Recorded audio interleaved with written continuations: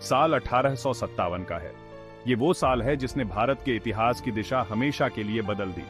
उत्तर भारत में विद्रोह की एक लहर दौड़ गई, जो कस्बों और गांवों से होती हुई हर वर्ग के लोगों को एकजुट करती हुई आगे बढ़ी। मेरठ के सिपाहियों से, जिन्होंने सबसे पहले विद्रोह का झंडा बुलंद किया, वीर रानी लक्ष्मीबाई तक, आजादी का नारा पूरे देश में गूंज उठा, हर दिल में गूंज उठा। यह 1857 के गदर की कहानी है, भारतीय इतिहास में एक महत्वपूर्ण मोड़, जो स्वतंत्रता के लिए एक लंबे और कठिन संघर्ष की शुरुआत थी। ये कहानी है साहस, बलिदान और अत्याचार की बेड़ियों को तोड़ने के लिए दृढ़ संकल्पित लोगों के अदम्य साहस की। स्त्री और पुरुष, जवान और बूढ़े, सब एक साथ खड़े हुए। ये महज एक विद्रोह नहीं था, ये एक सामूहिक विद्रोह था।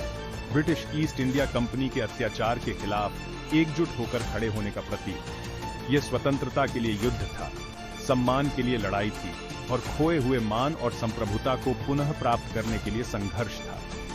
यह एक जन क्रांति थी जिसने ब्रिटिश शासन की नींव हिला दी, जिसकी गूंज पूरे साम्राज्य में फैल गई। हालांकि अंततः असफल रहा, 1857 के गदर ने भारतीयों के दिलों में एक आग लगा दी, एक ऐसी आग जिसे बुझाया नहीं जा सका। ये आग जलती रही, दशकों के संघर्ष से गुजरती रही और अंततः 1947 में भारत की आजादी का कारण बनी, जो एक जागे हुए राष्ट्र के अदम्य साहस का प्रमाण है। ब्रिटिश राज, जो खुद को सभ्य बनाने वाला मिशन बताता था, असलियत में नियंत्रण का एक जरिया था। लालच से प्रेरित होकर ईस्ट इंडिया कंपनी ने भारत पर अपनी पकड़ मजबूत कर ली। स्थानीय शासकों से उनकी शक्ति छीन ली गई। लैप्स का सिद्धांत, एक क्रूर नीति जिसके तहत छोटी छोटी बातों पर राज्यों को हड़प लिया गया। आम आदमी दमनकारी कानूनों और करों के बोझ तले दब गया। शासन की पारंपरिक व्यवस्थाओं को तोड़ दिया गया। अंग्रेजों के प्रति आक्रोश उबलने लगा, बस एक चिंगारी की देर थी। भारत, जो कभी अपनी दौलत के लिए मशहूर था, उसके संसाधनों को व्यवस्थित तरीके से लूटा जा रहा था।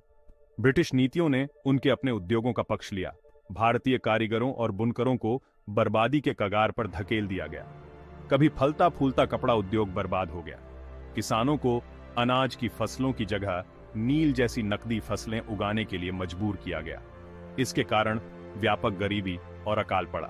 अंग्रेज भारत को कच्चे माल के स्रोत और अपने तैयार माल के बाजार के रूप में देखते थे। इस आर्थिक शोषण ने असंतोष की आग में घी का काम किया।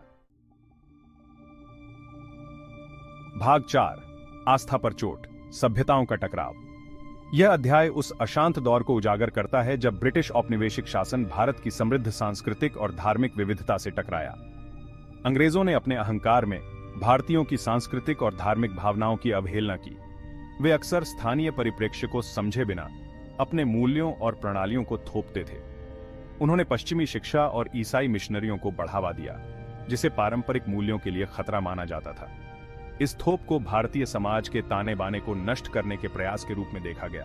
सामाजिक सुधारों को, भले ही उनका इरादा अच्छा था, अक्सर सदियों पुरानी रीतियों पर हमले के रूप में देखा जाता था।